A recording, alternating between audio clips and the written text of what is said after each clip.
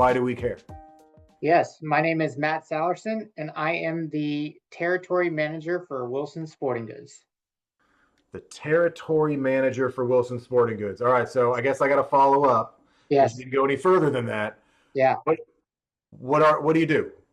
So I am responsible for growing Wilson brand in tennis, pickleball, and now paddle or padel. So and for Georgia and for South Carolina.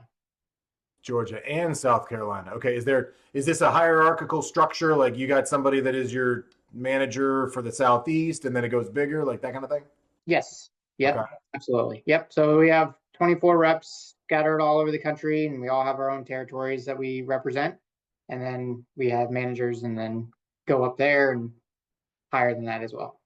Got it. All right. Well, Yeah. I have one more question. I want to let Bobby play here because he's got more experience dealing with guys like you. But in this case, so I have it clear when I walk into your serve, Yes. or I walk into my local pro shop at my club, Yep. if there are Wilson rackets hanging on the wall, this is in Georgia, there are Wilson rackets hanging on the wall, Yes. that's your fault. That is my fault. Yes. That is Yes, your fault. absolutely. Okay. Yes. And you make money, you've already made your money.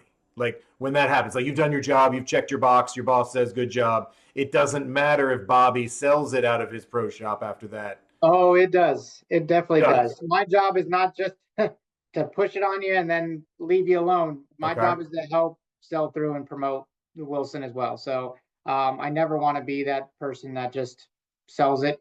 My job is to help you sell through and get it out there. Is that in your job description, or that's just because you're awesome? It isn't our job, but that is also, in my job. That's just me personally. Like I've been on the other side. I used to be a pro shop manager myself. And so it is not the easiest job in the world. So, having the support of the territory manager and pros and all that, it just makes that process so much easier.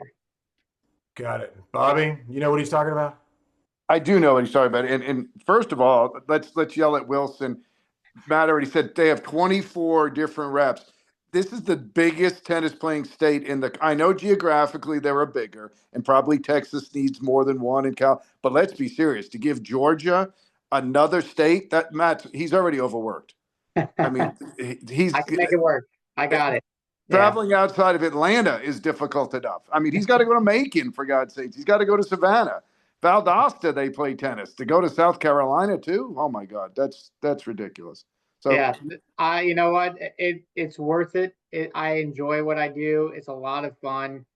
Wilson is an amazing company, and it does not hurt to go visit Hilton Head, Charleston, and all those cities. I'll tell you that right now. They're not twisting your arm. I understand. No, not really. And like you said, Shaun, the good part about Matt too, first of all, always easy to reach. And we know from personal experience, whether it be the pro league or our industry day. And the fun part about seeing these guys is when they get back on the court, they're jonesing. You can't get them off the court. I mean, Matt was running clinics for us at the fall festival. Same thing at the pro league. We're sitting down on a obscure court trying to recruit people because we just wanted to hit the ball around a little bit more. So this is definitely an individual who's passionate about his work. Yeah, I used to be a teaching pro, so I still have the bug every now and then. Not on a day like today, but definitely have the bug. And anytime I can go out there and do a drill or a clinic, I'm totally for it, for sure. So when you walk, I mean, obviously different clubs have different lengths. And this is one gripe I have with all around racket manufacturers. And I used to get in fights with various pro shop owners. I'd be like, the reality is I sell 3 rackets. Yeah. I sell a blade, preferably the heaviest one. I sell a Clash, and I sell, if you have you've got some decent size and you have some promise, I'll consider selling you an RF. Right. After that, I pretty much, I feel like I could fit somebody into those other rackets. And tell me, because I know that you guys you say that we shrunk. Here's the 10-6 blade. That's the prototype. Well, we knocked it down to 10-1, but it feels the same. I'm no genius, but it can't. So there is going to be a subtle difference. Yes. I know you're not making those decisions, but how do I get Wilson to make my life easier and just say, here are your 3 rackets, Bobby, just do what you do? Yes. To make your life easier is I got to do a better job of making your life easier. Not necessarily those making brackets. It's my job to help you explain those other ones that we have because yes, we have 6 in our franchise, 7 if you include the RF in our franchise, and there is a demographic, a market for every single one, and you may just experience a certain demographic, and that's why you only need to have 3, but it doesn't necessarily mean that the other 3 or 4 are irrelevant and not necessary. It just really is based on location, and who you're servicing. Some are academies, some are more country clubs, some are recreational and at public facilities. So there's so many different skill levels and demographics out there. So yeah, it just depends on where you are. And I certainly don't lay this on you because like I said, I used to have the difference between the pro shop is trying to get rid of their inventory. I get it. They're Right. trying to move their product. Yeah. But if I always laughed and said, yes, it's a beginner. It's Right. an adult. But if I had a beginner child, we Yep. wouldn't be giving them the 110-inch head size that was 8 ounces Yeah. because they'd be hitting it into the fence. Why Correct. is that okay to do with an adult when they're essentially still a beginner? We want them to learn how to hit with topspin. We want, and again, I know this doesn't fall on you, but this is, Right. what the stuff that we go up against because they're trying to move product and they take, oh, well, they're 30, they probably have a short swing. No, I'm trying to teach them how to hit a ball with spin. Yeah. No, even when I was a pro, I never fitted anybody who was an adult beginner with anything over 100. Yeah. Maybe a 104. That would be the because I know the Blade 104. That was probably the biggest head size I ever pushed. The anything over 104 is really more for someone more on the tail end of their tennis career and maybe just need that added power to get the ball over, or just likes the easy power. It doesn't even a teaching pro. I mean, you guys feed, and I used to feed 100 balls every lesson, and that arm gets tired after a while. So having a 110-inch racket, easy feed can definitely alleviate a lot of elbow and arm issues. So when you walk into a place and you say, okay, and I know it's established a lot of times, but what do you feel like are the things about Wilson that sets Wilson apart from other brands?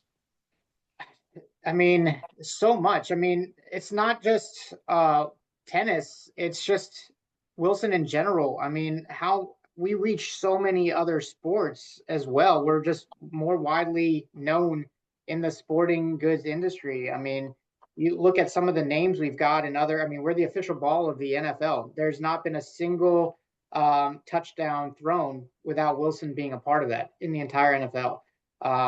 We're the official ball of the NBA and WNBA. We're the official ball of 2 of the Grand Slams, and we've got Caitlin Clark on our staff now. I mean, so Wilson in general is just, I mean, it's just a great company to be with. We're known all over, and they do. I mean, they do care about the athlete and fitting them with the right equipment. And let's talk shoes for a second because you've had a couple rivals, Adidas and Asics, Yep. tried to leverage. You guys make a darn good shoe, and Yes. not just comfortable, Yeah. but try. I mean, I have people always, man, where'd you get? What shoe is that? What is that? And I'm like, it's Wilson, and they're Yeah. like, what? How? Yeah. I don't think enough people because it's not big box, it's not Dick's, Yeah. but you make a great shoe, and Yeah. like I said, especially the ones that I wear they're borderline Nikes, Yep. and there's no difference. And so many times when the brand gets into outside their comfort zone, it doesn't do well. But you Right. guys have crossed over fabulously. Yeah, we've actually made some improvements in our shoes in the last 5 to 6 years, for sure. We've brought in the right people to run our that department.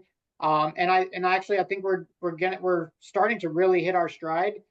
We've actually got a new shoe. It's good timing. You said that we actually have a new shoe coming out for the ladies, called the Intrigue, coming out in early February, February 11th, which is a women's fitted shoe. And so it is not a unisex shoe, which some companies still have as a unisex shoe that's supposed to fit a man and a woman. This is a shoe that's supposed to fit just a woman's foot. So we're very excited about it.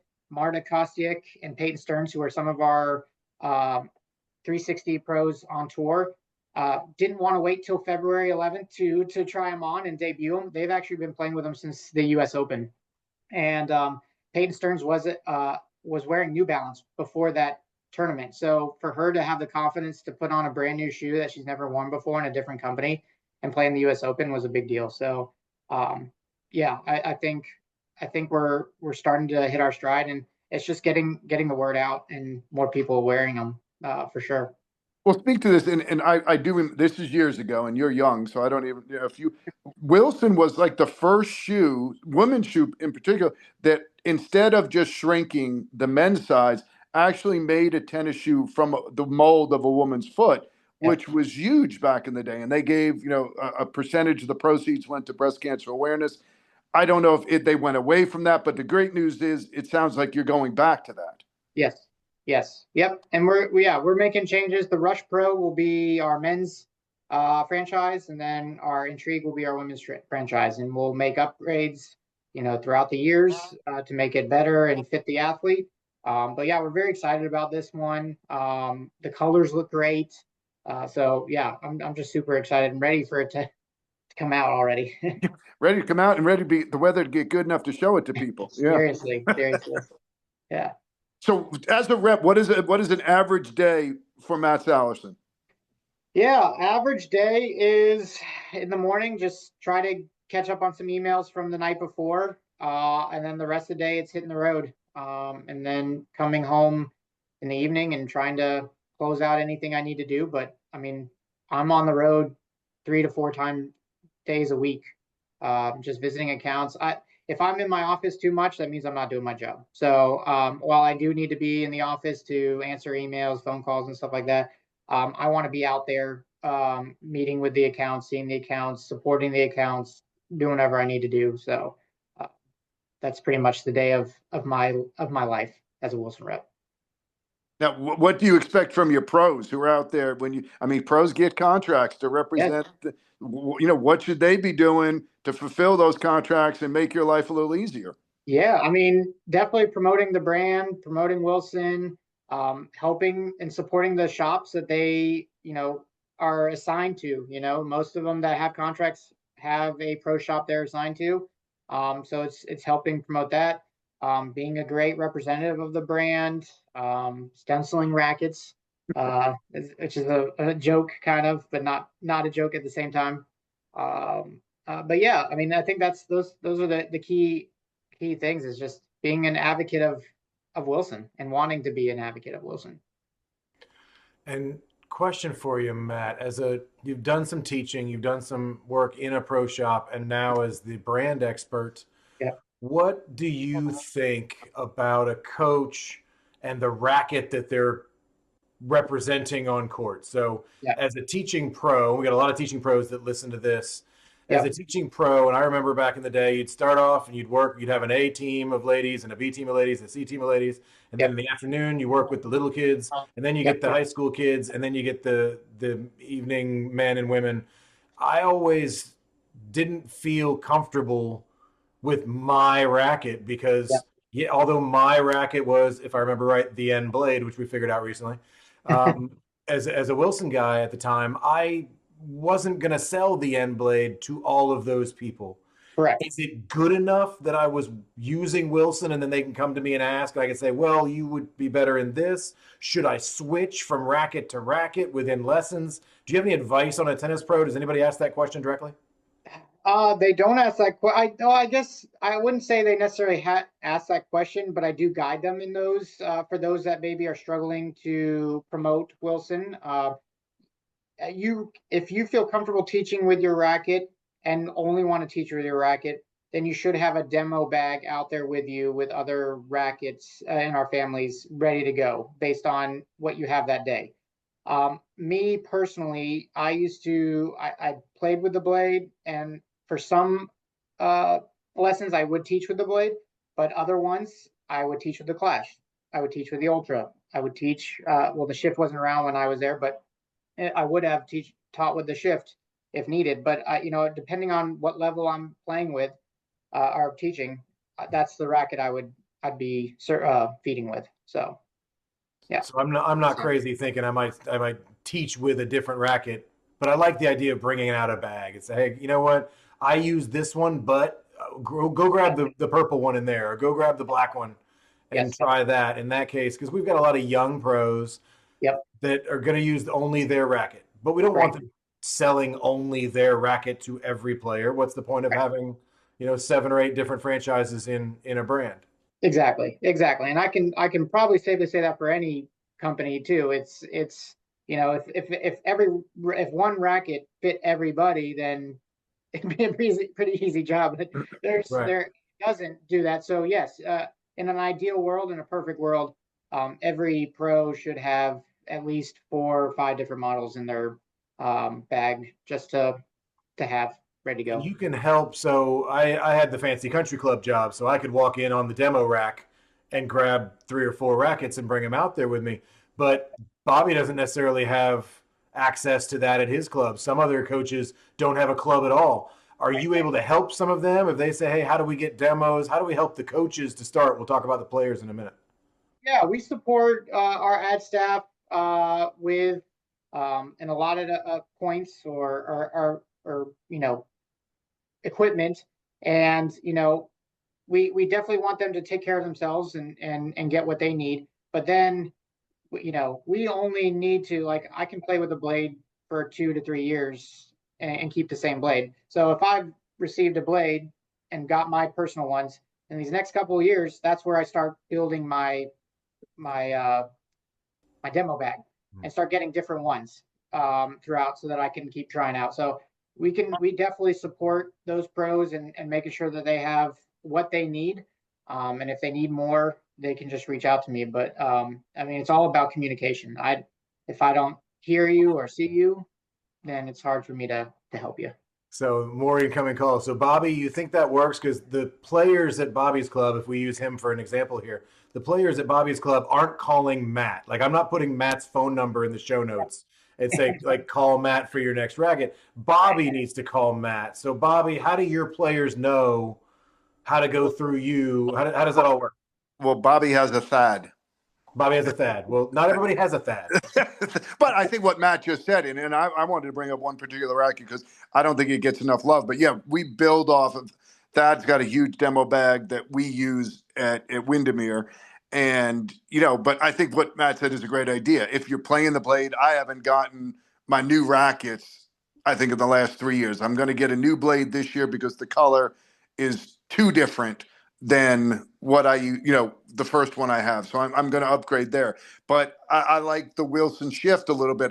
Matt, I'd love to give me a little bit, because I never get the different spin quality, right, that the Wilson Shift produces.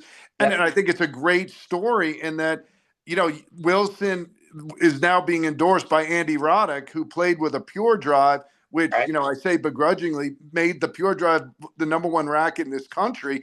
And he left Babylon, is now playing with a Wilson Shift. That's huge. It is huge. Absolutely. Yeah, we were super excited. And someone who grew up watching Andy, it's great to have him on our side for sure. So tell me about the technology. Sorry, Bobby. Because Andy, he's on television playing tennis a lot now? Like, why is that huge? We talk about endorsements all the time, right? Is it because Andy's podcast that you can't see him play tennis with his new Wilson? I didn't know he was playing with a Wilson Shift. How does that help Wilson? He does have a very popular podcast. Not as popular as GoTennis, but it's pretty popular. I didn't pay him to say that. Yeah, I was going to say, call me, Andy. But it's a pretty popular podcast. He still does a lot of what's the thing? Exhibitions he does exhibitions and stuff like that. And it was kind of funny. I think it was about a year ago. He sent out a video saying, like, "Hey, I want to get back into playing tennis, but I haven't tried out a racket since I was 16 years old. Yeah, which racket should I try?"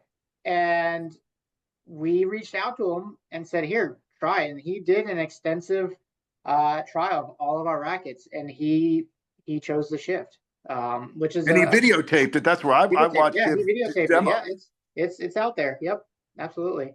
So that's the one he chose, which I'm not surprised. But does he have a Thad?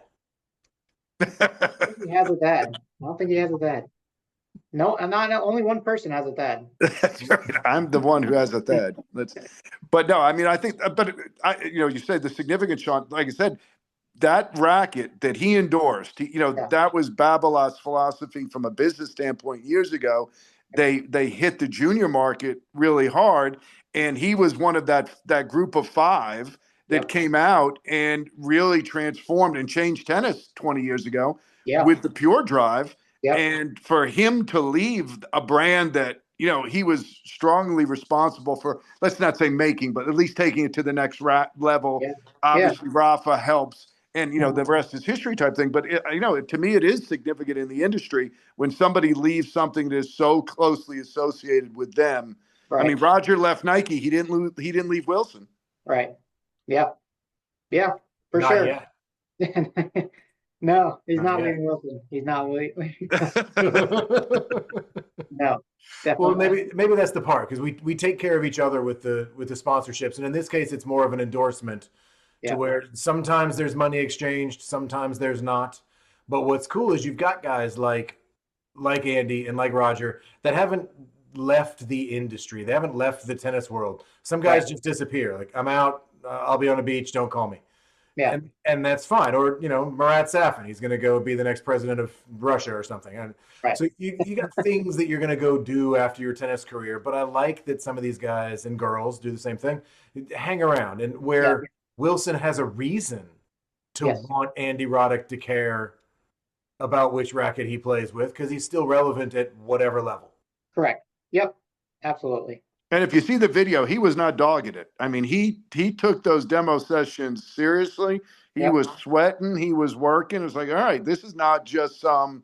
If he was doing just an endorsement, he could have mailed it in a lot easier than when he did it. He was out there, and he made fun of his own game. Oh, maybe this will help that flat backhand I have. So he really walked into it as if he was still playing, and this is what he wanted out of a racket. Yeah. Yep. When he was playing, that would have he been playing with that at the Atlanta Open in the summer? He did. Because Yep. we were standing courtside. My wife and I were standing courtside during that exhibition with the Bryan brothers, and watching Andy on that ad side just go out there and hit that two-handed backhand cross-court return was just, it's fun. You see these guys on television, like, they're pretty good. Like, these guys are pretty good. Yeah. You stand next to one of them.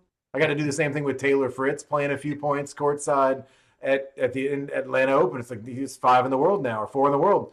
And then you look at it and go, this is amazing. Yeah. What these guys are capable of doing. It is not the same. And most people, I think, watch their coach play and they're like, oh, why aren't you playing against the greatest? Like, if you only knew how different it really is. Because I'm not good. I'm just not good. Well, it's just a different thing, Yeah. It's a different level. It's a different world. And maybe Babolat got lucky. You picked Andy Roddick at 16. Andy didn't even know where he was going in his career at 16. Absolutely. If you hear him tell his story. So you gotta pick some people out there. So who's next for Wilson? What happens? Like, are you privy to any of that, where Wilson finds their Kalamazoo winner or somebody who just won the Division I NC double something? Like, how do you find those people? Yeah, I mean, we do have a staff that goes to all of these level 1 tournaments and futures tournaments to find the next, Andy Roddick or Roger Federer or Rafael Nadal. And sometimes it works out, sometimes it doesn't work out. But yeah, we're always, I mean, shoot, I remember the story when we first started, following tennis when I was 16 is Drew Brees was actually a better tennis player than Andy Roddick was. Yep. Drew Brees used to beat Andy Roddick. And so it's kind of, they might be good at one age level, but then it just everyone either catches up or they just take a dip for whatever reason. And, that's it. So a lot of it is luck, but you got to put yourself in front. And Wilson does a really good job of having a staff out there to put themselves out there and try to recruit the best players. So we do have a lot of future players. Darwin Blanche, who made a little bit of a splash in Miami, having his pro debut. Mira Andreeva, who's only, I think, 17 or 18, made it to the quarters of a Grand Slam. So we've got some great future players in our pipeline. So very excited about that. Now, let me ask you, Matt, do you know, because this is a point, I know she has a sister as well, Andrea. Yeah. Was it her sister who played? They was going to do an exo. She ended up playing a man. I don't know. It was it. It picked up on YouTube, and what really impressed me about the gal, it was funny because the guy was like say 1100 in the world, and Andreev was supposed to play somebody. I think whichever Andreev it was 47 at the time. It was in the fall, and her opponent, they were doing exos, was going to be 67. 67 pulled out like the day of, so they were stuck. We have the tickets, so they literally found this gentleman who lived. He was 1100 in the world. So they hooked them up. The guy comes out, gets blitzed the first 3 games. She beats him. And he's like, okay, I'm trying to be nice, trying to find that spacing to say, okay, I'm going to beat her. So he ratcheted up. And yes, he went on to beat her. But what impressed me about this girl is she didn't quit.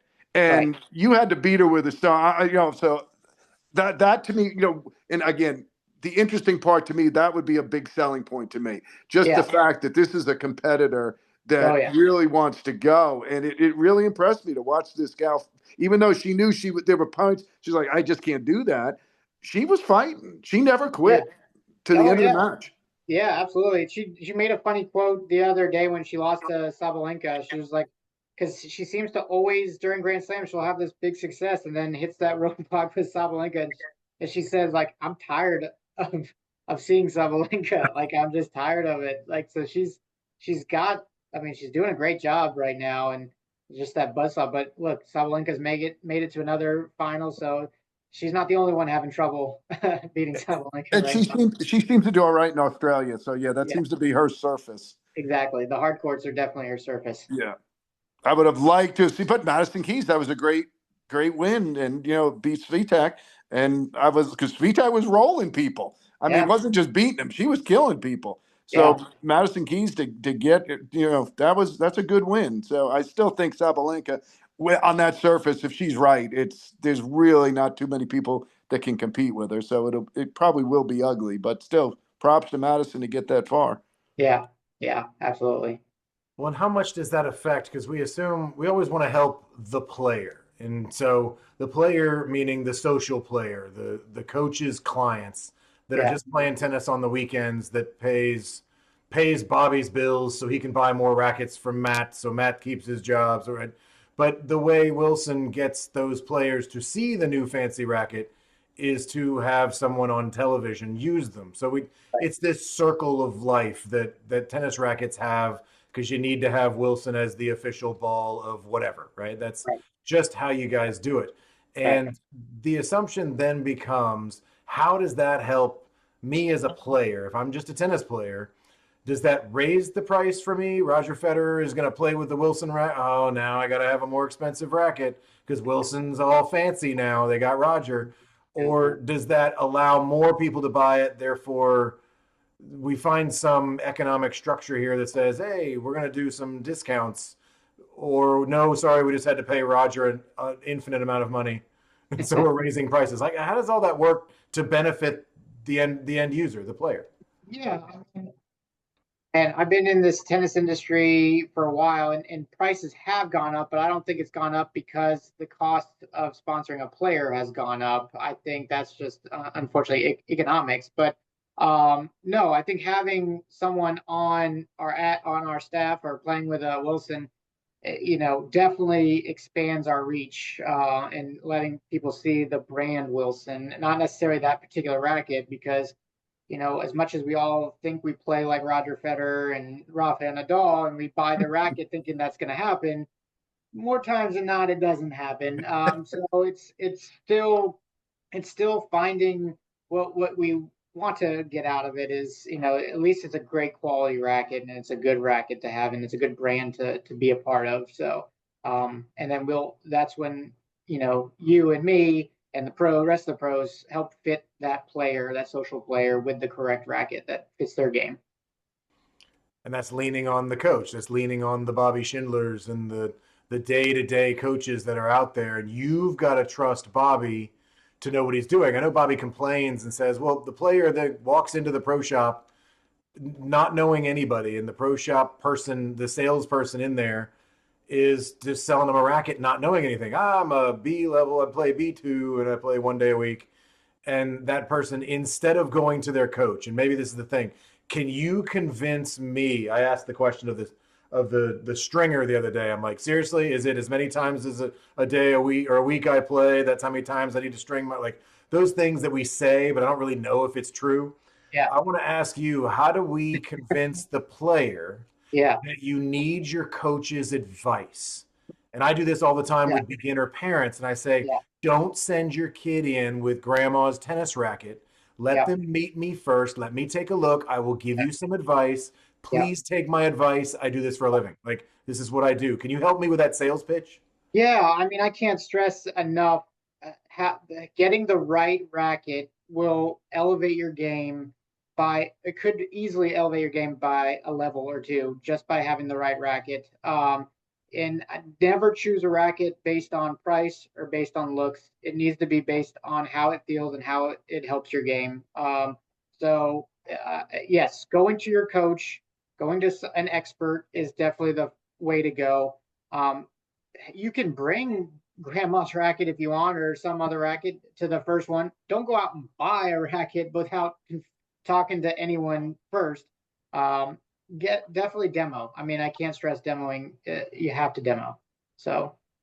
Well, I don't want to take away the Walmart sales of $20 Wilson rackets, but please stop doing that, people. Like, I have to send them home all the time and be like, oh no, like there is a place for this racket, but come talk to me first, right? Yeah, no, I mean, hey, look, I'm not knocking.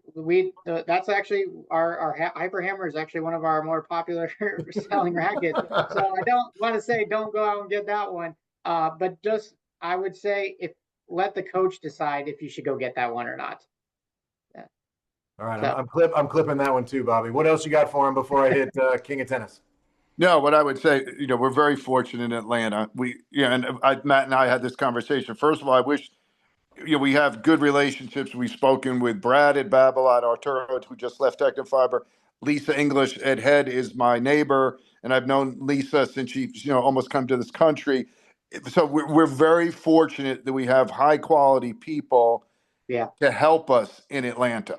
So we're at such an advantage than most places that this is at our fingertips, and we have folks that will go out of their way, show up at the Friday mixer that you're doing pre-alta to bring you a racket bag. And I always say, unfortunately, a lot of times the pros just get lazy. But if you're an end user or you're a player, and go to your pro, hey, I heard you could get Wilson out here. Why don't you do that? That's always a good motivating stick to the pro. They might not think of it just because it's out of their normal routine, but usually once it's brought to their attention, they'll do it. And in this city, it's very, they're accessible. They're more than happy, and you're going to get, like you said, everybody likes to walk home with a tchotchke. So you're going to get something to make you feel like, oh, look what I got. And again, we're just very lucky for where we live. And because of that, I think, you got to bring quality people to this market, and we have quality people in these jobs. Take advantage of it. Yeah, absolutely. I mean, if any pro who's stuck in a little bit of a rut, maybe running out of ideas to spice up their events or drills or whatever, absolutely reach out to me, and I would love to come out and do a demo event. Like you said, I bring swag with me. I bring my jumbo rackets for like a photo op. We'll have music out there, so it is a lot of fun. It's not as very sterile as some people may think it is. It's actually a lot of fun. So it's more just, again, promoting Wilson than anything else. Well, in that case, call GoTennis, because we go even further, and we can get Matt there. Yes. Bobby, you were saying about the player coming to say, hey, why don't you get Wilson here? Just say to the player, great, bring 19 of your friends, and we'll call the Wilson guy. No, we'll do it for you. Absolutely. I mean, those are things that, again, because, we take it for granted that everybody lives but there are a lot of 2-court and 4-court facilities that have guys that come in. And, the independent pro, the time that I get to stay on the phone because I'm a director cultivating these relationships, the guy who's an independent driving to different facilities is eating up time, going to a drive-through. So their life is a little different. So absolutely, that's, one of the things that we're trying to help folks with if you don't have the time, let us do it for you. We'll make you a star. We want to promote the game. We want everybody to succeed. So, and we know these guys. So, let I us just make had my sales pitch, Bobby. I perfected it. If you're in your car and you're listening to this right now, pick up your phone, call me. I call it Stop my listening. office. I mean, Call me. I Let's have do a something cool. half hour commute there, half hour commute back. I do it twice a day. I've spent 2 hours in the car. And I'm That's my sure Matt, office. Matt takes a few phone calls in his car as well. Exactly. We know that's our life. We've chosen this life, and that's okay. We love it. So take advantage of it. Hands free, of course. Hands free. Hands free. Hands free. Of course. Or pull over. Hands free or pull over. All right. So last hands free question, Matt, is you know it's coming. It's my favorite question at the end that I always ask. If you were king of tennis, you were magically put in charge of everything or whatever aspect you want it to be. If you were king of tennis, is there anything you would do or change? Yeah. I've been thinking about this a lot. I've listened to the podcast a lot. And so when this opportunity came, I've been thinking about it and what would I say? What would I do? If I was the king of tennis, I would help those trying to get into the industry find all the branches or atmosphere or whatever they want to do. There's so much in tennis, not just teaching tennis, not just directing tennis, but there's so much involved with being involved in tennis. And I don't know if that information's out there. And someone for me, I've been very fortunate where I started in the industry as just a stringing rackets at the time Serious Tennis, being a teaching pro, running a pro shop. So I've just luckily been able to meet the right people to get to where I am, but not everyone has that luxury. And I think this industry could use some fresh blood, and I would really love to have somewhere or something so that these young pros and young business professionals have a place to go to find out what's involved, what's available out there for tennis. So I've got the question for Bobby then along those lines. What does that mean? Meaning, how do we get people into the industry? You don't have to be a professional tennis player to be in tennis. You don't have to be a tennis coach to be in tennis. But Bobby, what are the other options? Because we've talked about this before, correct?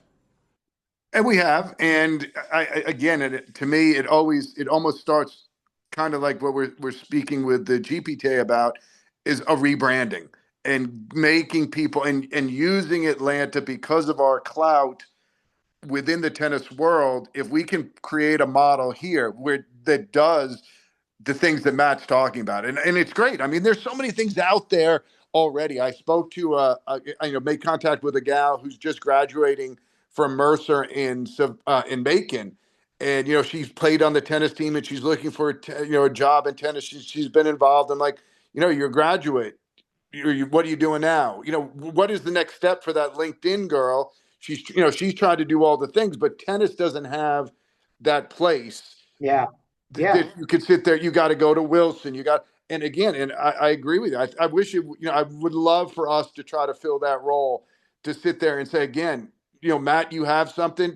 What what does Wilson have to offer so we can put it out there? So make people aware. Then it's a decision. If you can't make it or you don't want to start at this level, and a lot of the kids there are a little impatient, I get it. But at least it's there and it's tangible and you can see it and realize. I mean, I'm the same way. I mean, I was very fortunate. I roomed with Billy Pate, who's now the head coach at Princeton. And Billy and I just, we were going to class, going to grad school, and I would go back and I'd hit. And I was always a player, but I'm better now than I ever was as a junior.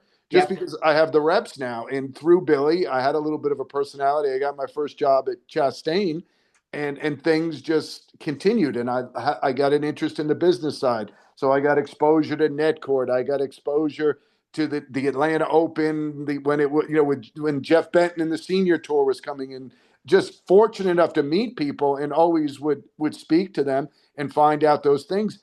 It's daunting, though. I mean, I was very fortunate. I have a great Rolodex to this day that I still speak to people, but I was very lucky. My brother did an internship with the Atlanta Thunder that was playing at what was then Windy Hill. that Jeff Benton was the general manager of. Well, Jeff Benton's dad is Ray Benton, who was Jimmy Connor's agent, who started the senior tour. And, it seems daunting, but it's still a small world, and they're people, and everybody was always willing to help. And it's been 30 years, and it's been a blast. It's gone by, like to do it all over again. It's been a lot of fun. There you go. And Matt, so in that case, if I put some pressure on, I like Bobby's almost question. Is how can Wilson help with your King of Tennis answer? How do we go out and buy tennis industry jobs that aren't coaches or professionalplayers.com? Like, how does Wilson help? Well, I mean, I get emails at least once or twice a month from directors, facilities looking for pros. So if anyone is looking to grow and maybe a change of scenery, please reach out to me, because I probably know some other facilities looking to, not that I want them to go away from where they're, but like I want to help them grow too, because to Bobby's point, like I did not have the prototypical maybe entry, the resume to be a teaching pro. I didn't play in college. I didn't play on the pro level. So I was out there working 60 hours a week, grinding, giving away free lessons just to let people know that I know how to play the game of tennis, and I know how to improve your game of tennis.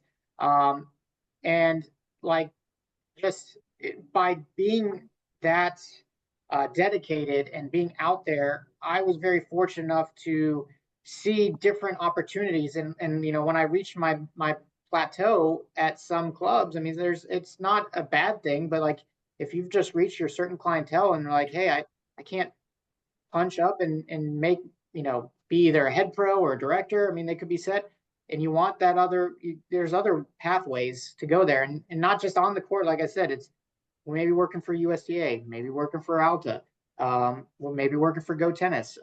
It could be really anything, but you're staying in the tennis world. I mean, that's the thing, is where do you go to see that? And I know that from Wilson's standpoint, or from at least from me and my territory, is I can at least help if you are looking to grow in the industry, then just reach out to me. Yeah, but I like Shaun real quick, because Matt mentioned it in the beginning, and I hope Wilson takes advantage of it. Saying that they're getting into padel, they're getting into pickleball. Mm-hmm. Well, and this is what I would encourage tennis. These are they're in the S curve. They're early, so you get a lot of excitement. So take the extra money you're making, not having to really promote a sport because it's in its infancy and you're going to get the big rise, and put that into tennis to do a little bit more education. I mean, Tennis Warehouse had some great plans when they got here, and they kind of pulled up. They were going to build courts. They were going to make it easier to demo rackets. You were going to be able to do it. Well, if the industry itself produced more and showed even more interest, that opens up more opportunities for everybody as well. And, I think by taking it and embracing, I know it's a very torn. I don't want tennis to lose the integrity, because I think it's a great game right now playing by ungodly athletes. The best, we have tier 1 athletes at the highest level, and what's being done on a professional level is amazing, and it should be just enjoyed. It doesn't need to be replicated at Windermere. That's tough to do. These guys, and gals are on a whole different level. But use that to promote the game, because from nothing else, from the health standpoint, tennis players live 9.7 years longer. Their life expectancy. That's a good reason to pick up a racket. Yeah. That's my Sermon on the Mount, Shaun. Did Shaun talk? Clearly, Bobby for the win. We lost Shaun.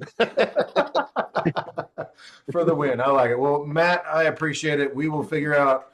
I'm gonna go check GoDaddy for tennis industry jobs that aren't just tenniscoachingjobs.com, and we will see what we can figure out. Maybe there's a network we can create. Maybe there's something we can do. And I will admit that I'm already working on it, by the way. So yeah, I love the fact that you're in. I love the fact that you want to see that, because you're right. There's a lot more out there than just coaching or playing. So, but Matt, we appreciate your time. Bobby, as always, thank you, sir. And we will be in touch, and we'll make sure all the Wilson links, and we'll promote a few things in the show notes and make sure people have something to click on. But not kidding. If you're in the car and you're a coach and you want to do more with your lessons, with your program, whatever it is, call us. We have access to Matt, and if we can't help you, we'll find out if he can. But Matt Sallerson, Wilson, thank you so much. Appreciate your time. Yeah, thank you guys. I really appreciate it.